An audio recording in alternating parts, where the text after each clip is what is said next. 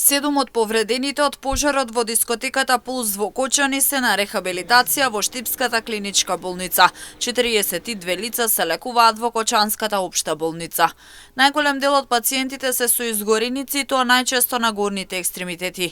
Доктор Никола Костадинов вели дека се прават напори за да се постигнат подобри резултати кај младите, а за таа цел се подготвува и посебна соба за рехабилитација. Во моментот во клиничка болница Штип имаме 7 пациенти примени и повредени од дискотеката Пулс од Кочани, од кои 5 пациенти се со изгореници на шаките, а другите 20 имаат поголеми изгореници.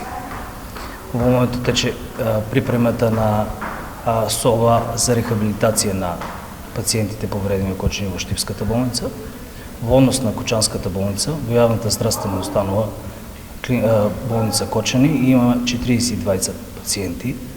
Во моментот персонал од Штипската клиничка болница, физиотерапевт и физијатар обавуваат рехабилитација на пациентите.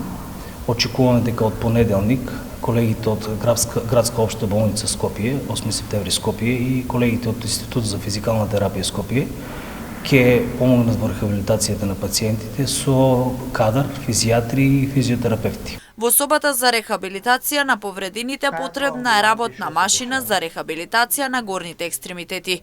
На ваков начин ќе има подобри резултати и поголема надеж за опоравување на повредените кои настрадаа во пожарот во Кочани. Штипска физикална спрема е посебна соба, кај што ќе се рехабилитираат децата.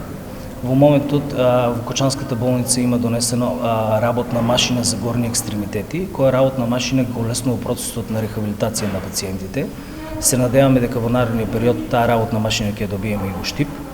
Со оваа работна машина добиваме подобри и побрзи резултати во однос на рехабилитацијата на пациентите. Спецификата при оваа рехабилитација се обавува секојдневно, индивидуално за секој пациент и со надзор на физијатар. Специфичноста е тоа што рехабилитацијата е подолга, помалкотрпна, но се надевам дека резултатите ќе бидат добри.